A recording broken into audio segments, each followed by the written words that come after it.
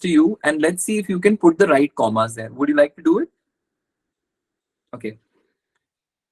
John, I think you're wrong. Yes. John, comma, I think you're wrong. Very good. Let me rephrase the sentence. I think, John, you're wrong.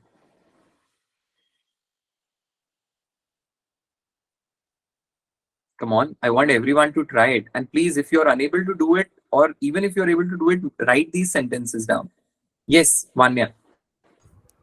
I think John, comma, you are wrong. No.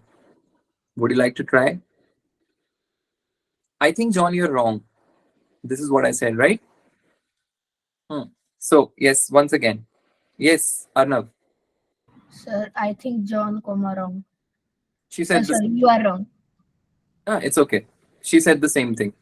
Here, sentiments. Would you like to add something to this?